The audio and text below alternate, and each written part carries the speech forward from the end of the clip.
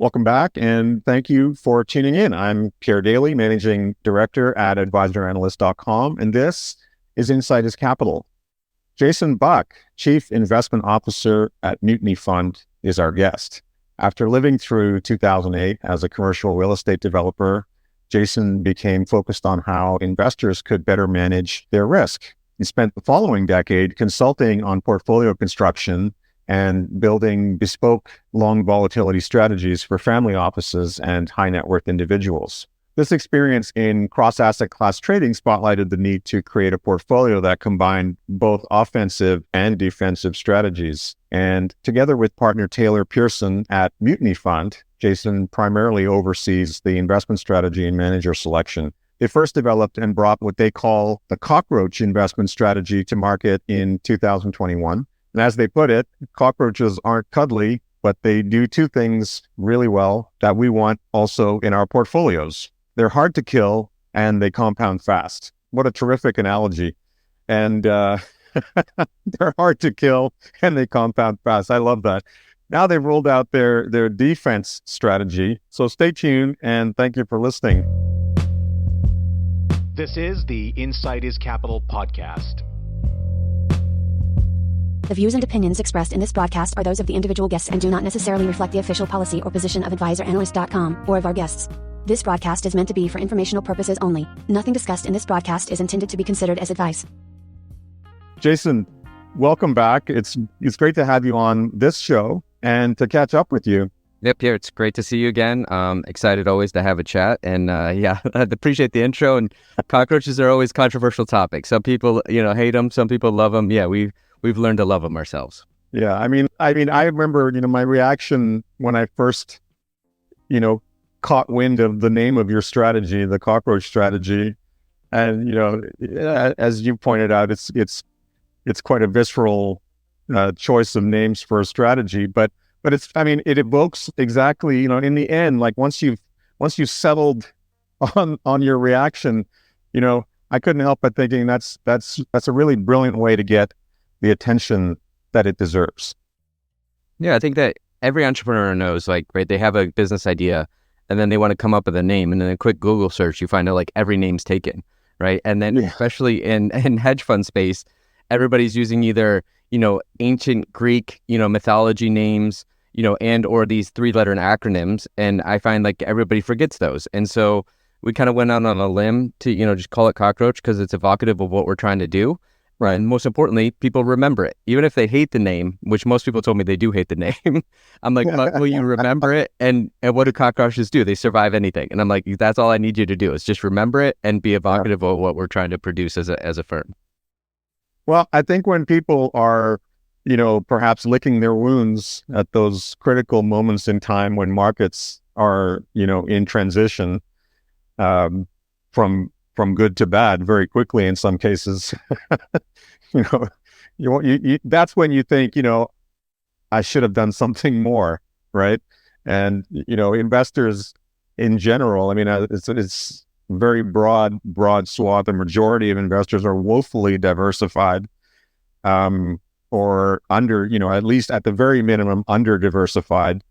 And then they also often fail to consider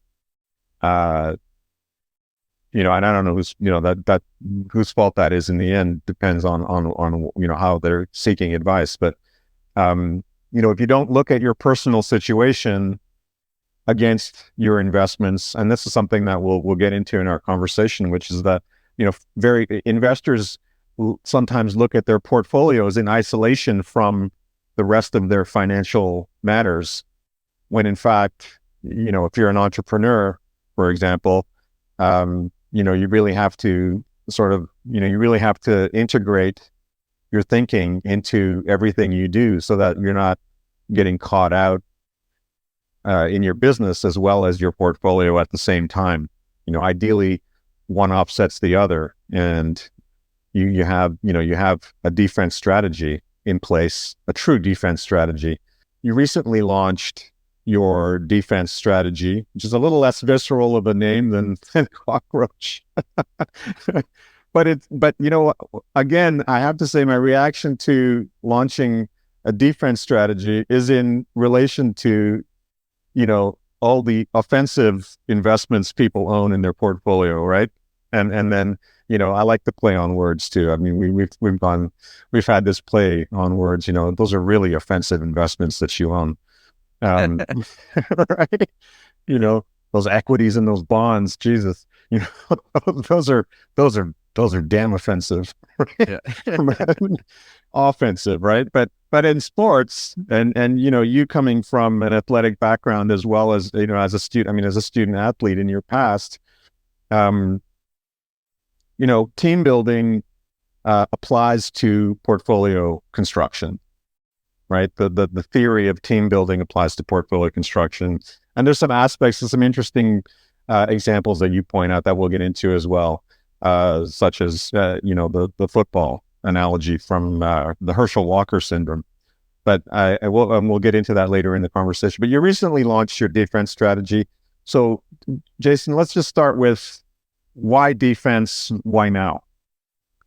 Sure. There's so many things you said in there, and I'll draw on a few of them. My good buddy Matt Baber wrote a paper too about how like financial advisors are almost triple or quadruple leveraged to the market. Like they don't realize how much they need some defensive asset classes. Right? Yeah. If their clients are tied to like a long stock or a long 60-40 portfolio, that means, as it goes down, their clients might want to pull. So the revenue for the firm goes down. They may lose their job. Everything's really tied to the markets more than they realize. And so one of the things we always thought about is what we do as more like an entrepreneurial hedge for business. The other one you said, like, why do people get so stuck on what they're doing and use all of these offensive assets? It's a lot of it's probably recency bias, but I got reminded when you're reading my bio, it said, I survived 2007, 2008, or I survived in that I'm alive today, but I got crushed in 2007, 2008. Right. And it's what we call, in the US, what we call GFC, the Great Financial Crisis. And it put up a flag for me because just last week, I was talking to a fellow Canadian firm out of Toronto that was a multifamily office, and I used the acronym GFC, and they had to explain it to some of the people in the office that Great Financial Crisis was 2007 for real estate in the U.S. and 2008 in the U.S. for the stock market. Right. Because, like, as you know, Canadian housing has not hit that dip that we had in the U.S. Exactly. That was absolutely devastating, right? So, like, you still have, like, the Canadian and Australian housing markets never went through the devastation that the U.S. markets went through in 2007, 2008 when that liquidity dries up. So that was kind of fresh on my mind thinking about the recency bias of that. When we think about portfolios, at a high level, our subtitle not only is Cockroach Fund, our flagship fund, but what we always try to say is offense plus defense wins investing championships. And we feel like everybody's portfolio of what they believe are well-diversified assets are truly just offensive assets. Those offensive assets are doing great in a rising GDP environment, in a rising liquidity environment. And those offensive assets are, stocks, bonds, private equity, venture capital, real estate. They all do really well and rise linearly in kind of these growth environments that we tend to experience for like a decade at a time. But then when a liquidity crunch happens or a sell-off happens, these, as you hear, the correlations go to 1 and all of those go down together. Because you might think you're diversified, but in liquidity crunch, correlations go to 1, you find out those are all offensive assets. And so what we were always trying to do is like, how do you pair offense with defensive assets? That way your clients, can reduce that left tail of those drawdowns, and that way they compound their wealth more efficiently and effectively over time. So at a high level, we think about combining just offensive and defensive assets in a portfolio. And that's what our total portfolio solution is with Cockroach Fund. The other way we look at it is through the classic kind of 4-quadrant model that was originally popularized by Harry Brown. And the idea is you're either in one of the 4 quadrants on the axes of growth or inflation, right? We're either in growth or recession, inflation, or deflation. And they're kind of a Venn diagram. They overlap a bit, but that's kind of the way we look at portfolios. So like in classical Harry Brown, for growth, you use stocks. For deflation or disinflation, you use bonds. For recessions, you use cash. And for inflation, you use gold. And so in that rubric of Harry Brown's simplified 4-quadrant model, the offensive assets would be stocks and bonds, and the defensive assets would be cash and gold. And so that would be his combination. Now, if Harry Brown were alive today, we feel like he could have used much more advanced portfolio techniques that we try to incorporate into what we build.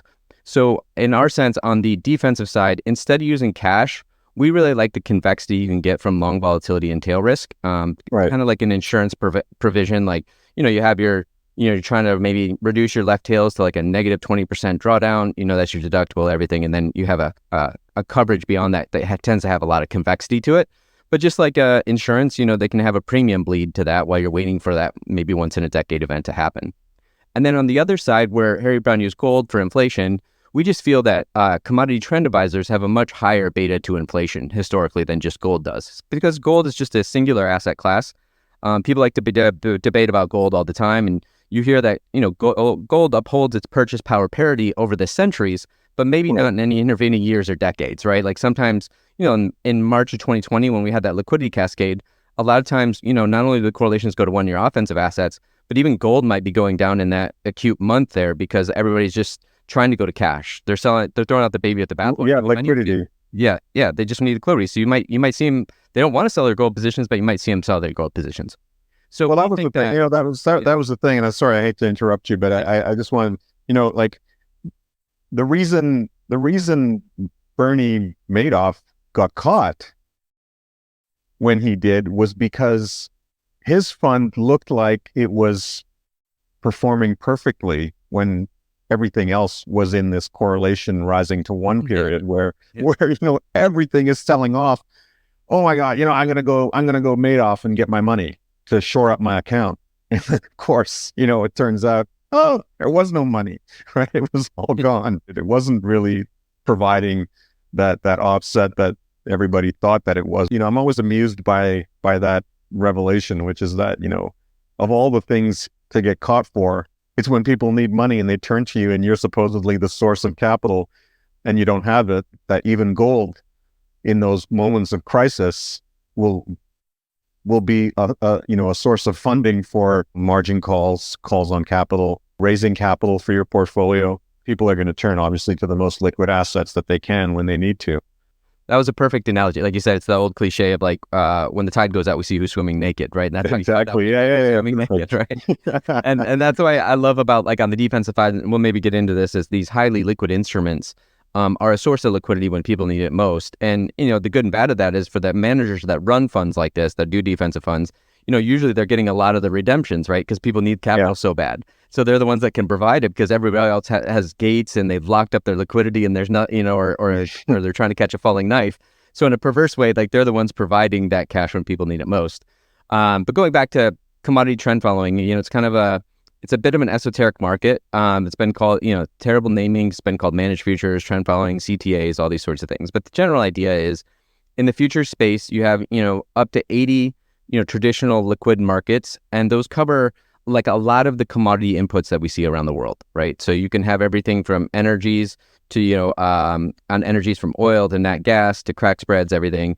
You can have metals, across gold, copper, silver. You can have, your softs from cotton, cocoa, coffee, orange juice, into your meats, pork bellies, like that classic trading places. Yeah. You got your pork you got your pork bellies, your feeder cattle, all of those sorts of raw commodity inputs.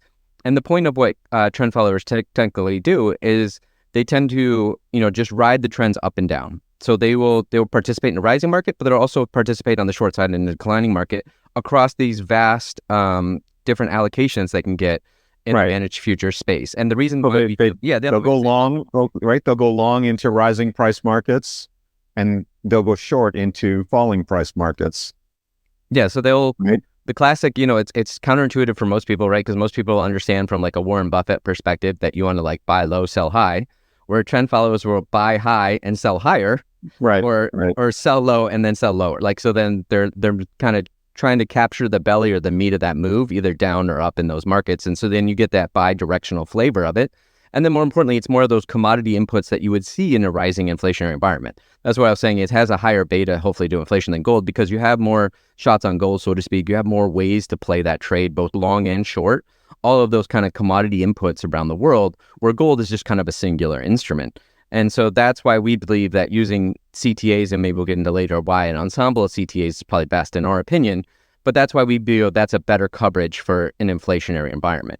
So we combine those offensive assets in the Cockroach portfolio, like global stocks and global bonds, with our defensive assets like tail risk, commodity trend advisors, and we do all still hold a little bit of gold, physical gold, and a tiny bit of cryptocurrencies, just in case those angry Bitcoiners are right. Who knows if they will be in the future? I'm not one to debate it.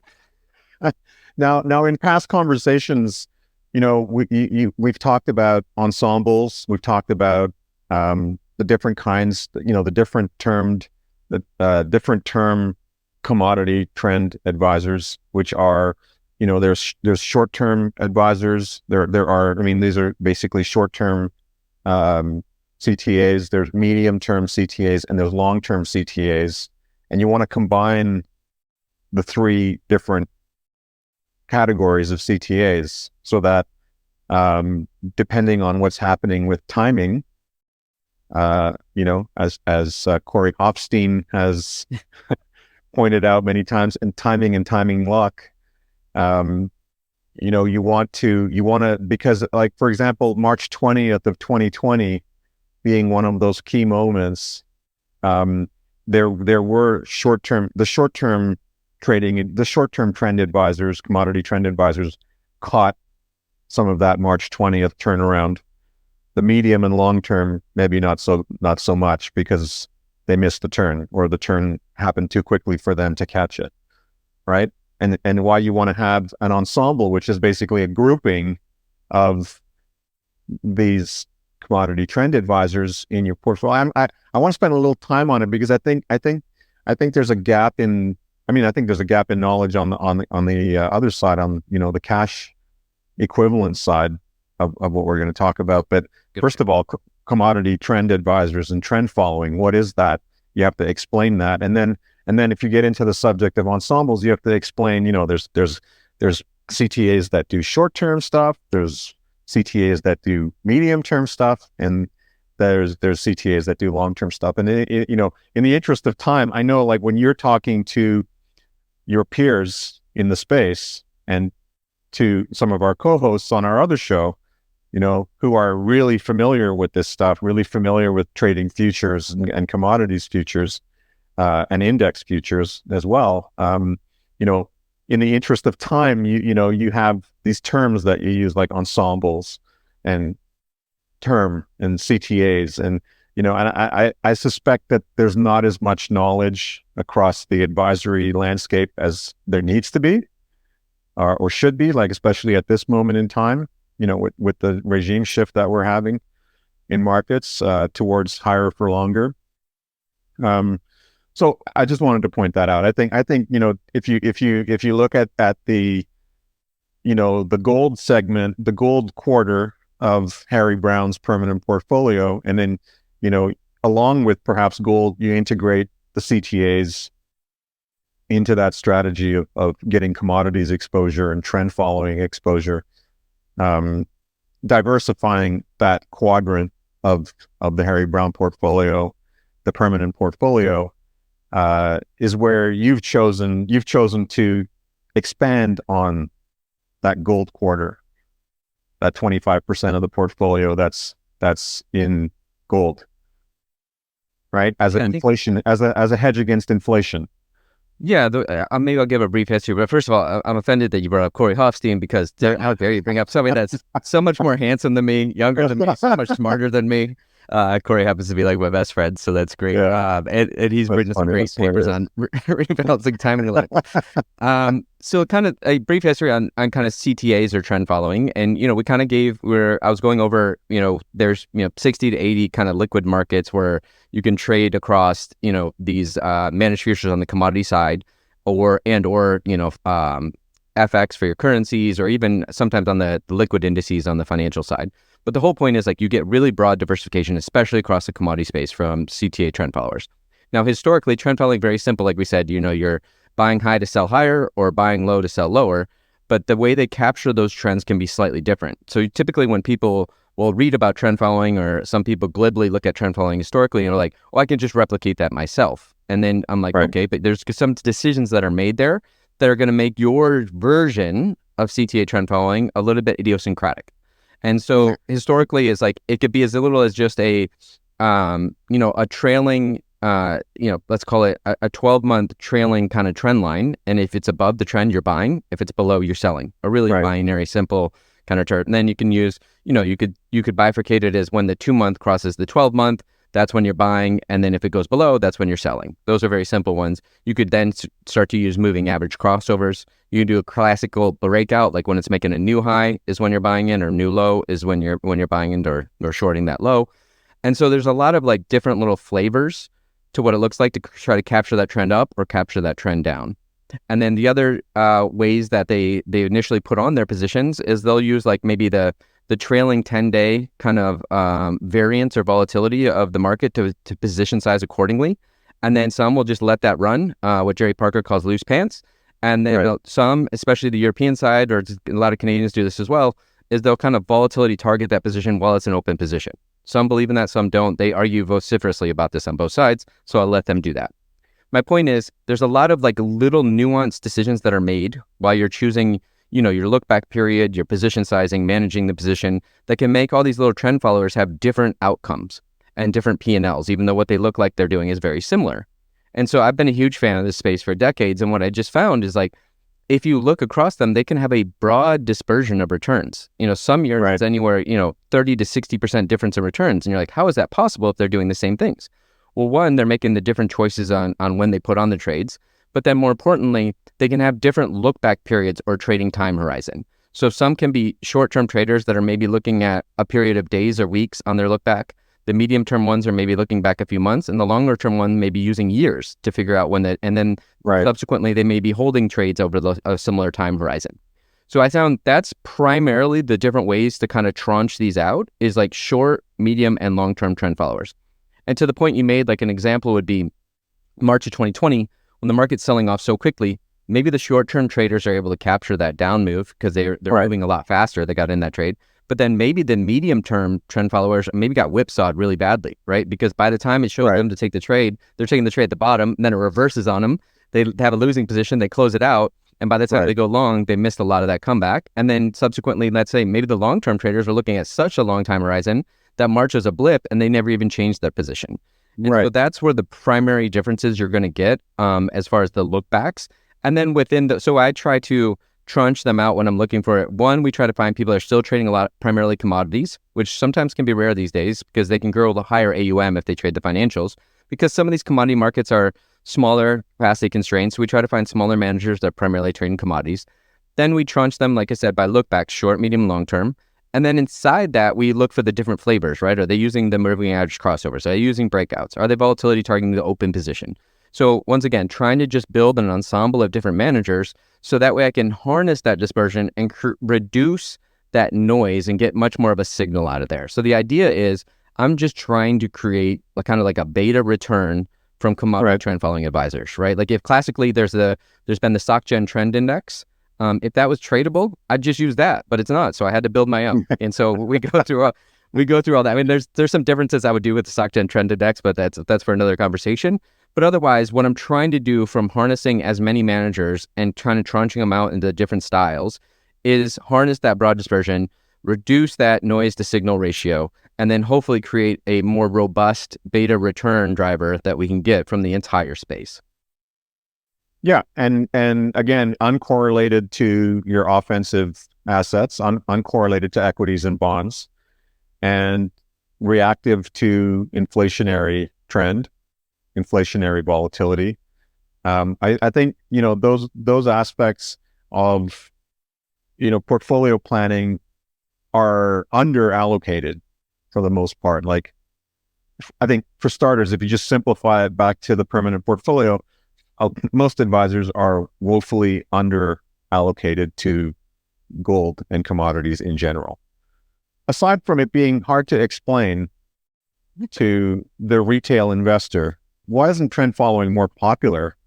There's so many ways to look at it, and you point out some other things. By the way, the simplified version I always use is, for the last 15 years I lived in Northern California, and whenever the price at the pump for gas would skyrocket, and my girlfriend would start complaining about it, I would say, this is why we have commodity trend followers, right? At least we're hedging some of that inflationary risk at the pump that we're experiencing every time. So I try to make that much more visceral, or when we saw the cocoa trade explode, like where now your Hershey bar or your chocolate bar costs a lot more, we're hedging a lot of those commodity inputs that people are experiencing that inflationary risk these days, and, food price rising, et cetera.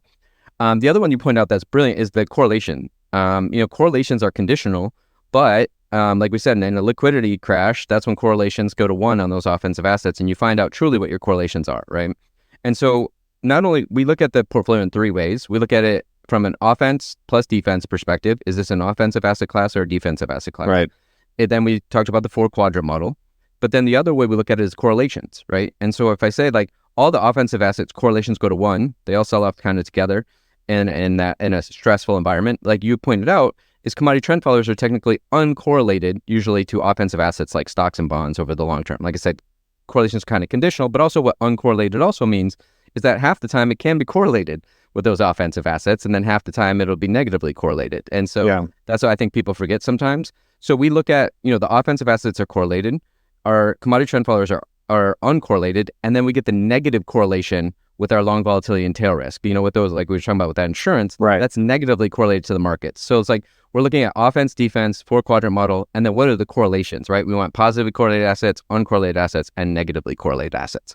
And so that's why we build portfolios that way. Now, going back to your question, it's easier said. Like in theory, everything sounds terrific, right? It sounds really great in theory, but if you try to go to the average investor, to your retail client with these ideas on paper, it sounds great, but when you start talking about implementation, it's a whole other ballgame. The other thing is that a lot of firms are talking up, private assets, private markets, private equity, private credit, infrastructure, real estate are all diversifiers.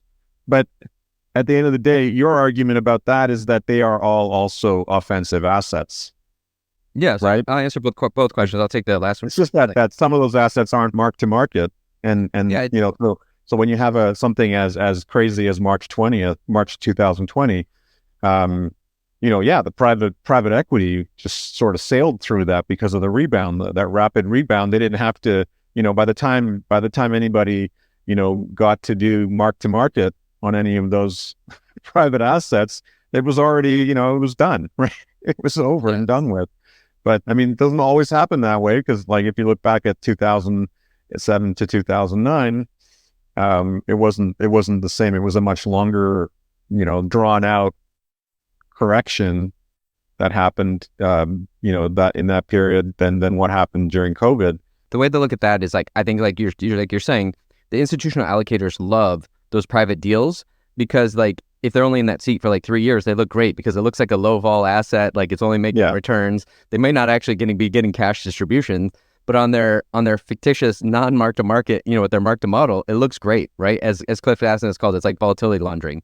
And then as you were saying too, it's like to me, it's about as good as what's happening at Bank of America right now, right? I mean, they've supposedly got $250 billion in assets, but their book value of it is about $100 and something billion. It came out. I mean, that came out recently, right? It's happening at all banks because they're holding all these health and maturity assets that have not been marked to market, and I mean, because of the BTFP facility that was put in place last year, we kind of avoided a major banking crisis, or in the regional banks at least, we kind of avoided. We skated through that because the Fed put in the BTFP window, and then they said, okay, we're not gonna penalize you for holding government bonds, for holding U.S. Treasuries below the during this period where bond values have taken a real hit, and so they're okay, right? It's illusory. It's an illusion. Yeah. So the problem, like you're saying with bonds, is like you actually know if you hold bonds to their terminus what the value is. It's problem. The path along that way can be very volatile, and if you have to take those losses on the path, that's where you get in trouble. So that's why similarly, what I was calling volatility laundering is like private equity is like if they're saying that path that they get to make up the numbers on that path is non-volatile, then it looks great to the actual, waiting for the terminus. But like, as I keep asking the institutional allocators like that I talk to all the time is like, have you been getting your distributions from private equity? And they're like, no, over the last 18 months. So like that IRR is kind of fictitious unless you get the cash out, like to your point. And so that's one of the ways to look at that is like that volatility, the laundering aspect of it. And then like you're saying, I believe that, private equity, venture capital, real estate, all those things are just leveraged equity. That's all, or private credit's leveraged, bond income. That's all it is. It's just supercharged versions of these offensive assets, right? Just because you're calling them a different name, they still have the high correlations to it, and they're just a leveraged version. And then they're diversified, but they're diversified offensive assets. But like they're diversified, right? Yeah, they're offensive. They're offensive diversifiers. They're not defensive diversifiers, right? Exactly. But when times are good, like you say, when times are good, they look like they're diversifiers and it looks great to your portfolio. It's just when we get in real trouble and a true, like you're saying, protracted recession, then that's when we really find out. And once again, going back to like when the tide goes out, we see you swimming naked. But you ask the question, why is CTA trend following not more popular? And I don't know, to me, it's like asking a barber for a haircut. Like, I don't know how to explain why it's not popular, right? Like to me, it's like, there are a couple ways I look at it. One, I think a lot of people come into investing like reading Warren Buffett books, and then they think they understand equities and a DCF model and all that stuff. I would argue they actually don't, but they think they do. And then more importantly, the way it's structured in the US and Canada and most countries in the world, it's very easy to hit the buy button on stocks and bonds or indexes for stocks and bonds. So people think it's understandable, but they don't actually look at like what's beneath the hood, like on ETFs, everything. They don't actually take the time to do due diligence and actually see what's in there. But it seems understandable because everybody's doing it and they can hit the buy button. So then if you then, I grew up reading like the Market Wizards book. So I started learning about CTAs as a teenager and trend following. And it was kind of patently obvious to me of why you'd want to use this in your portfolio. And what's interesting is like every study they've ever done on some sort of efficient frontier of portfolio allocations shows you should be allocating anywhere from like 20 to 60% to commodity trend following to properly diversify a portfolio. Yet every institution that ever goes, okay, I agree with that, then they usually allocate 5% at most. So for some reason, people see the logic of it and they can't do it. Why is that the case? I'm not so certain. But what we try to do, at a nominal level, we hold 50% of the portfolio in commodity trend followers. And that's higher than almost anybody I know. And the point is, if we compare it with the stocks, bonds, the long volatility terrorists, the gold, the cryptocurrencies, then hopefully we kind of hide it in the overall portfolio. So it gets people to hold something that they may not understand or potentially don't like. I think it goes back to what I started with is like people understand buy low, sell high. They don't understand buy high, sell higher, or buy low, sell lower. So I think it's just like the kind of switch in mentality. But anytime you plug it into some sort of portfolio optimization, it shows it vastly improves your portfolio to have commodity trend followers. And then more importantly, it vastly improves that portfolio. Like you said, if you have a protracted recession like 2008 or, like a slow drawdown like we had in 2020, they tend to do well there. And then more importantly, those inflationary environments is when you're going to have a higher beta of inflation. And that's going to protect your portfolio hopefully better than anything else. Is it just that when advisors go to their clients with this, that they're running into resistance, and then what started out as a plan to add 20% gets cut back to 5 or something like that? Yeah, in a way, it's turtles all the way down from multiple perspectives. Right? Is I just look at like the incentives. Like for example, I'm unfortunately not as up to par on the history of kind of the Canadian financial markets, but in the U.S. financial markets historically, everything is driven. People's savings in their 401ks and their IRAs towards 60-40 portfolios and indexation, especially with target date funds. So all of the laws and the provisions are already moving everybody towards that. And people can argue their conspiracy theories of why. Then the second part of it is that, a financial advisor, they want a CYA, right? They do not want to look different from their neighbor, right? They don't want to change their investment policy statement either. They don't want to have to rewrite all their contracts with their clients. Yeah, why go out on a limb, right? If the guy down the street, they're all doing the same thing, why don't I do the same thing, clip the coupon? But I'm not blaming them in the sense that like, it's also the client. That's why I say turtles all the way down. It's also the clients, right? If they're not keeping up with their neighbors, like if you add something, what people consider different, alternative, or esoteric, like commodity trend following, and over a short term period, like a few months or a few quarters, and it underperforms 60-40, and your neighbor's bragging about their 60-40, their stock bond portfolio, people are going to really complain. And so that's the thing. It's short termism. It's, keeping up with the Joneses next door. It's managers not wanting to look different. I mean, and then the laws in the U.S., I don't know about Canada, but everything's leading towards, let's just easily hit the buy button on target date funds, and then just, we're done. Why look different? Why do anything different? Even though I would argue what we do is we're trying to actually protect the client's portfolio and build wealth. And that's why we built it for ourselves and our families. And if other people like it, great. But otherwise, I can't convince anybody that has never heard of this stuff or not looking for this stuff that why they should have it. Usually it's going to be people that already know they need it and are looking for it, and we're, maybe the best solution or somebody else is. So that's the thing I find. It's really hard if somebody's never thought about this or never experienced the pain of those drawdowns. That's why I said the GFC earlier, the Great Financial Crisis in real estate never happened in Canada. Whereas I always I think it was Jason Zweig that said, I can draw you a picture of a snake, but if I throw a snake in your lap, you're going to have a very different reaction. And so if you haven't lived through those 50, 60% drawdowns and those liquidity events where, you want to curl up in the fetal position on the floor and you go catatonic, then it's really hard to convince you of why you would want any defensive assets. Yeah, exactly. And to your point, I mean, we didn't have, you're absolutely right. We didn't have the subprime mortgage crisis in Canada, right? Which just put millions and millions of homes underwater. And, so that may explain why American retail investors are farther ahead on risk management than Canadian investors, right? So that may go a long way. But so I think trend following is something investors, advisors are warming up to, even here in Canada. I think when it's packaged properly as well, that will help.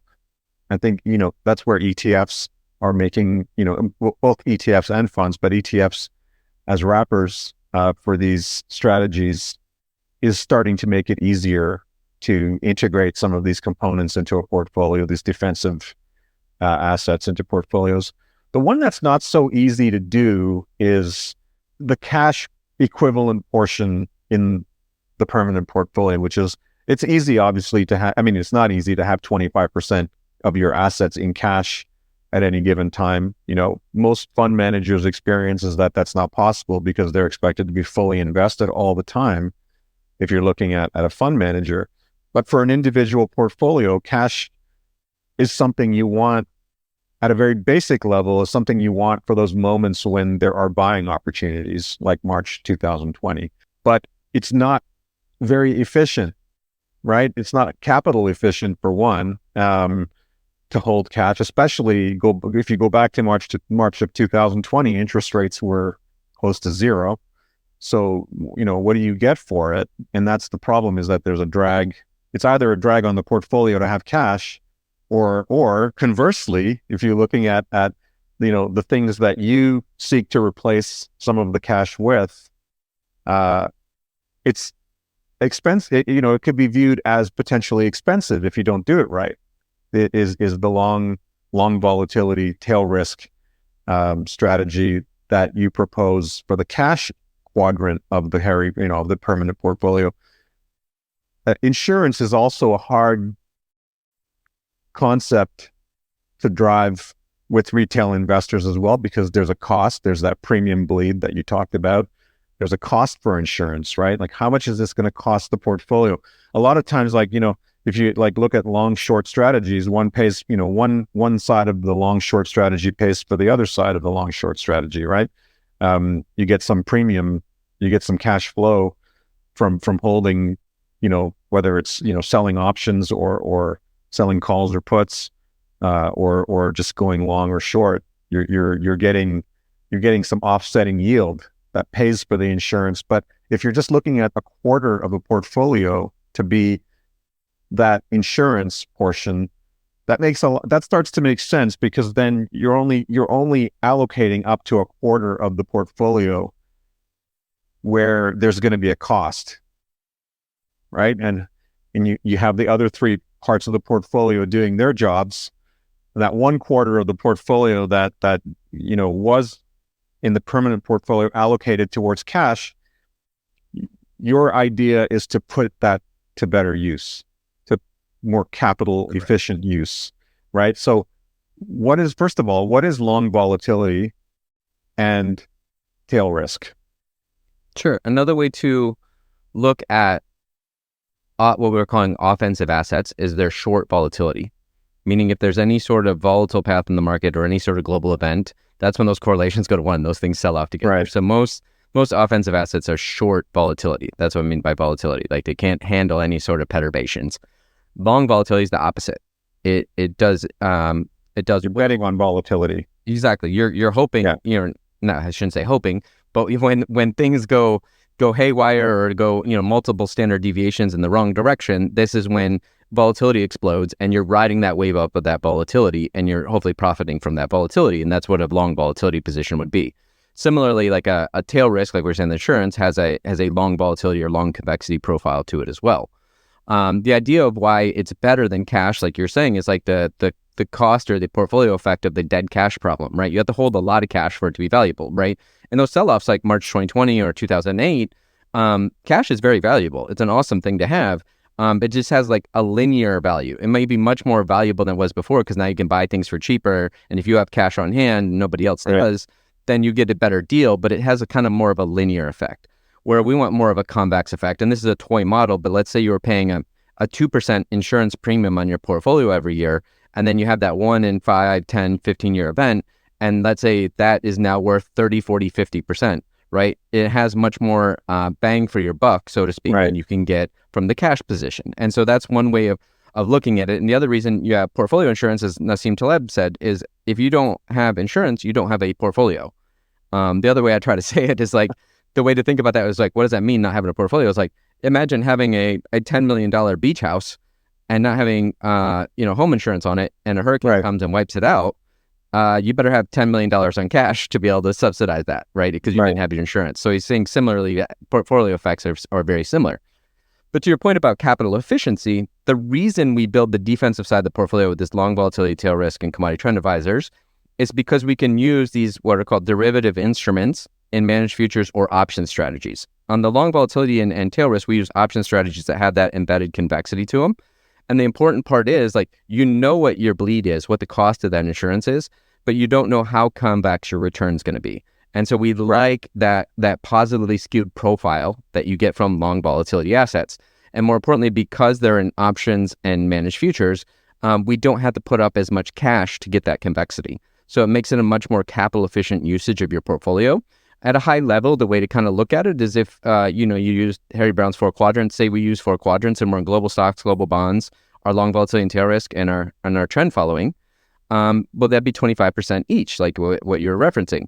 Well, what we're able to do is use that implicit capital efficiency we get from the futures and options market, where we lever up that portfolio a little bit, so it's 50% each. And we're having a very small cash outlay on that long volatility and tail risk options, and a very small cash outlay in that managed futures trend following. And so that allows us to then kind of hold those linear positions in the stocks and bonds of those offensive assets better, and use much more capital efficiency to really manage the defensive side of that book that has a lot of convexity to it. So the idea is hopefully, if then we're 50% global stocks, 50% global bonds, during the good times, like we're just as optimistic as everybody else. We hope the good times keep rolling, so you participate in that. And then when the bad times inevitably happen, hopefully we have a lot of convexity that jumps out from behind the curtain and saves your bacon a little bit. And then more importantly, you then rebalance back in those offensive assets. And that's what helps you really compounding effectively. So you're reducing those drawdowns or those left tail risks. Then you're also rebalancing at the lower NAV point on those offensive assets, which helps you effectively compound your wealth over time. And so that's kind of the way we look at the portfolio. And so similarly, as we use an ensemble of managers on the trend following side, we do the similar on the long volatility and tail risk side. We're in 14 managers because there's a lot of different path dependencies to a sell-off and to a volatility event. And once again, how are managers handling that?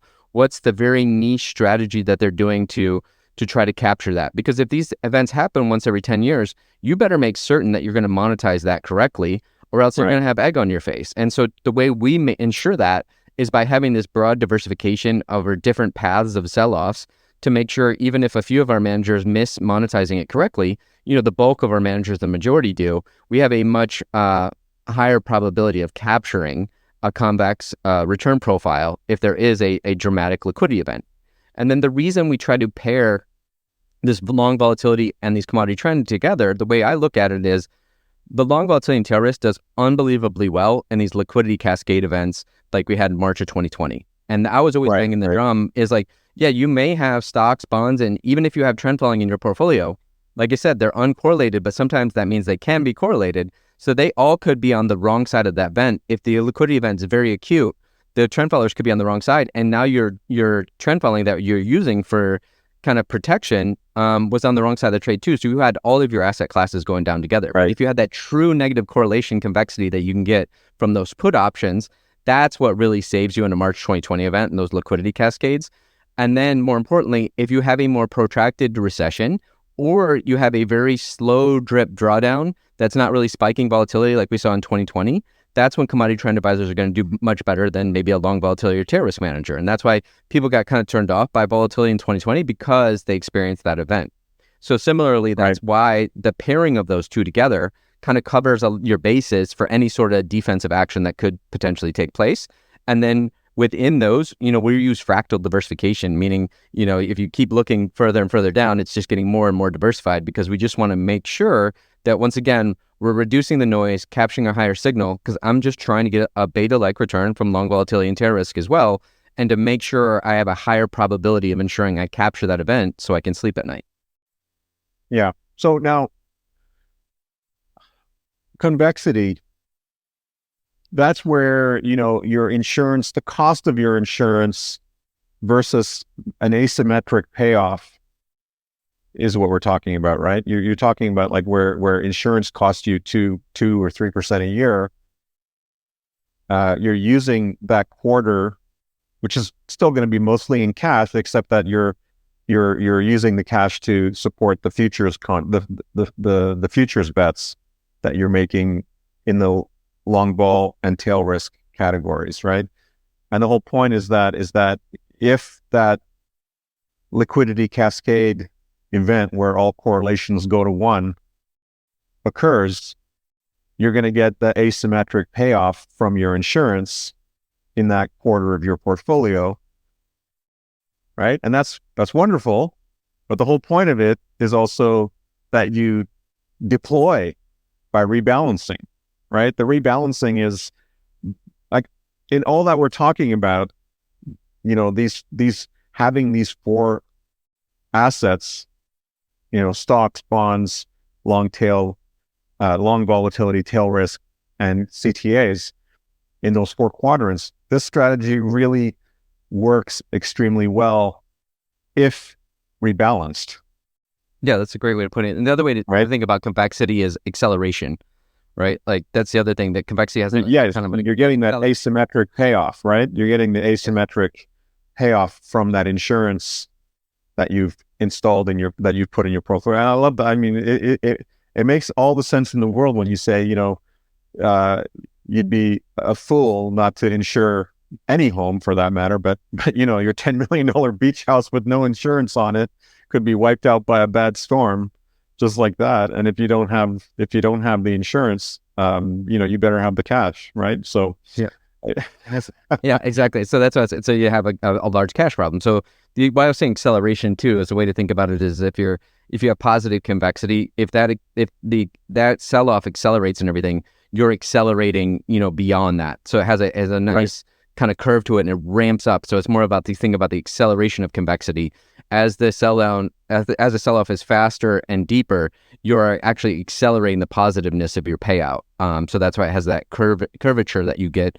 Convexity, which would mean, and then the negative convexity would be if you're selling insurance, right? Like you're collecting premium, bad stuff starts to happen, no big deal, but all of a sudden you get knocked in and now you owe a full payment. So that has that negative convexity to it, accelerates as the market goes down. So that's one way to look at kind of the convexity. Then more importantly, like you're saying, rebalancing. The way we look at portfolios is like reinvesting. Rebalancing is key to a portfolio. So what are your heuristics for rebalancing? So what we what we think is beautiful about combining offensive and defensive assets or a 4-quadrant model is the rebalancing effect. So let's take a toy model of March 2020. The stock market sells off, but now you have this convex position, let's say on your tail risk, that is hopefully like covering that loss. But so now you have this convex cash position on your tail risk, but your stocks are, down, substantially. Well, they could be down 50, 60%, right? They could be down, like we've seen that in the last 15, 20 years a couple of times, right? We've seen, March of 2020, stocks were down 40% roughly. We've seen, in some cases a lot more. And then we've seen the GFC where, the S&P 500 closed at, what was the magic number? 666. Yeah, exactly. I'll let you say it. Right? I mean, who would have thought that, right? And if you're at that moment, if you had this windfall from your long volatility tail risk position, like what better situation is that than to be able to invest that across all your cratered assets and rebalance, that whole permanent portfolio at that moment in time. You'd be patting yourself on your back the rest of your life. Yeah. Wow. That's why I always say that, like, that's why I brought up Jason's why he's like, I can draw you a picture of a snake or I can throw a snake in your lap. I have a lot of young people say, if the market's down 30 to 50%, I'm a buyer. And I go, oh yeah. I was like, have you lived through that before? No, they haven't, because we all know when the market's down 30 to 50%, like you think it's never coming back, right? And usually that's right. The bulk of retail investors will crystallize those losses at the bottom and then not participate in any sort of return. So it's like you get a double whammy of making that situation incredibly worse, because understandably, fear has forced you to take behavioral mistakes. So like to your point is like March 2020 happens, April 1st, 2020, and this is why we like our total portfolio solution at Cockroach, is like, who's buying stocks April 1st, 2020? We are, because we have this convex cash position and from our tail risk. So now we can buy those stocks at that lower NAV point you're talking about, because everybody says they'd like to buy there. But unless you have a behavioral function that forces you to, because we rebalance monthly, that's what we're saying. That's what protects and redeploys that capital when you need it most. And then similarly in 2022, like you said, the whole world got crushed on stocks and bonds. But then, commodity trend following was the ballast of that portfolio. So it's allowing you to, once again, to rebalance into that drawdown. So it's this forced scaling into trades that we all know we should do behaviorally. As assets are selling off, we should maybe be rebalancing into those assets so that way we can get better compounding over the long run. But it's very hard for people to do behaviorally. So as long as you have it systematized and you have truly, balance between offense and defense, and you have true balance between the correlations of positive, uncorrelated, and negatively correlated, right, that's what allows you to truly forcibly rebalance. And that forces you good behavioral strategies to make sure you effectively compound your wealth, efficiently over time. It just goes against human nature, right? So to have that monthly automatic rebalance is really important here. I mean, to have a systematic rebalancing program where you're not thinking about it, you're just doing it, it's just happening, is incredibly important to this whole process that we've talked about today, right? Which is, it might be the most valuable thing we do. Yeah. And it's hard to talk about, because it sounds very, paternalistic or pedantic to tell your clients, like, this is a babysitter tax, we're holding your hand to force you to do the right thing. So yeah, but people would, I think a lot of advisors would say, duh, like, okay, that's right. It sounds, go ahead and do it. It sounds terrible to your client, right? Because we all want to think we're intelligent, good looking, make the best decisions, we're the best drivers, we're kind people. But, like during the emotionality, we may not do the right thing. So it's great to have a better system, or like even Meb always talks about too, people don't even have a system written down, let alone will they adhere to a system, Most people don't have a written, mandate of what they're going to do with their investing portfolio. But there's other things you said in there too, like my buddies at Alpha Architects had a great article a long time ago about even God would get fired as an investment manager, because like the right thing to do, I think when they wrote the article, was like 100% hold an Amazon stock, but you would experience a 92% drawdown, and nobody, if God was managing that portfolio, had a 90%, everybody's firing it, right? But then that was that if you had perfect hindsight, that was actually the best thing to do. And then going back is like why, I think this relates to having our broad diversification and really having that rebalancing effect and that broad diversification why we think that is, vitally important to a portfolio is like, and why you ask like why people won't include trend following or maybe won't include some of these other things is because, as Brian Portnoy says, true diversification means always having to say you're sorry. Right. The hard part about that is, right, like there's always part of your portfolio that you're going to hate, that you're going to watch the news media is going to tell you it's terrible, right? Like in 2022, it might have been like volatility, but in 2020, you would have loved volatility, right? And then now maybe people think, trend following is come and gone. Or more importantly, people are like, why would you ever hold bonds? So if you're not like really depressed or feel like you want to throw up about part of your portfolio, then in my opinion, you're not truly diversified. If you're happy with every piece of your portfolio and everything's going up, that means you have all like very correlated investments and they're all going to go down together. But that I think is hard for us to deal with because going back, like I said, we all want to think we're smart or handsome, we're all those things. And so it's hard for us to admit that like this part of my portfolio sucks, but in the future, a different part of my portfolio will suck. So it's more about mitigating that risk. And more importantly, the way I think about it is like, I'm trying to reduce that luck surface. I feel like a lot of people, especially in their investments, you hear all the time about luck, right? Like who is long NVIDIA, right? That's all you're hearing about these days is those people that were long NVIDIA. That's getting lucky.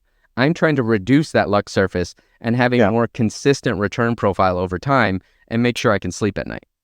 A lot of people in Canada thought they were going to be lucky with Nortel, right?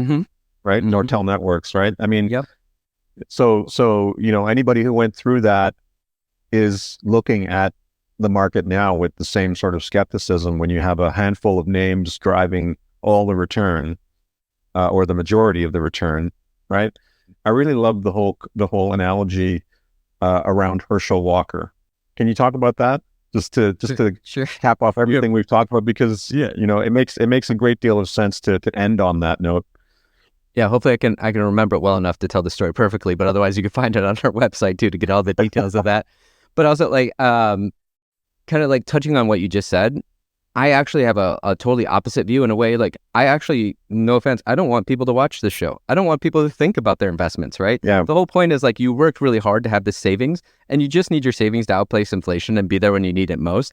And I would like to go back to like a pre-1980s and everything when you didn't have your portfolio on your phone. Like the average Robinhood person checks their portfolio 8 times a day. How is that helpful to you? So if you have a properly diversified portfolio of offensive and defensive assets, etc., you can forget about those savings and you can go back to your daily life and enjoy spending time with your family, with your friends, doing your hobbies, whatever work you love. Like this whole thing that investing in our portfolios is like front and center in our lives, I think is really sad to me. Like that's what I'm trying to get at. Like I hope people watch this and then never watch another show again about investing, right? Like go back and enjoy your lives, enjoy your families. But the Herschel Walker trade, Herschel Walker trade was also known as the Great Train Robbery. And so the idea was in the 1980s, the Dallas Cowboys, they drafted Herschel Walker. And Herschel Walker turned into one of the best running backs in history. He's the Hall of Fame running back for the Dallas Cowboys. What was really interesting, I think he had over like 8,000 rushing yards, close to 5,000 receiving yards. And that was at a time when running backs didn't do a lot of receiving threat. And I think it was over 60 touchdowns. So he was an incredible individual player. And the Minnesota Vikings decided they needed an incredible individual player to win a Super Bowl. So they did everything they could to trade with the Dallas Cowboys to get Herschel Walker. And at the time they traded, I think it was essentially around 5 draft picks, most of which were first rounds. And then I actually read recently, or it was really interesting how the Dallas Cowboys even parlayed those 5 picks into 8 picks as they traded them around. So essentially they got 8 picks for 1 player. So Dallas Cowboys were thinking about the team and the Minnesota Vikings were thinking about the individual player. Well, when the Minnesota Vikings then got Herschel Walker, he had some injuries, he had some other issues. He wasn't the player he formerly was with the Cowboys, and they didn't end up winning a Super Bowl. The Dallas Cowboys took those 8 draft picks and went out and got a bunch of future all-stars with, whether it's Emmitt Smith, the running back, Woodson. They got an amazing amount of different players, and they won 3 Super Bowls throughout the 80s and 90s. And so that's how they became what was known as America's team, is because it's that Dallas team. So once again, Dallas was thinking about the ensemble of their portfolio of players, and Minnesota Vikings were thinking about a team. And that's why it was called the Great Train Robbery or the Herschel Walker syndrome, is because the way Dallas won out of that deal was able to win 3 Super Bowls, and we never kind of heard from the Minnesota Vikings for a long time after that. Yeah, that's perfect. That's such a perfect analogy for all that we've talked about today. Jason, really great to catch up with you, and even better to get your insight and get your explanation of what it is to have defense along with offense in the portfolio. Thank you so much for your incredibly valuable time and your insight. Great talking to you. I appreciate it. Hopefully I dispelled some myths, made it hopefully a little bit more legible, and I didn't confuse people even more. But it's always great talking to you, and I really appreciate the time.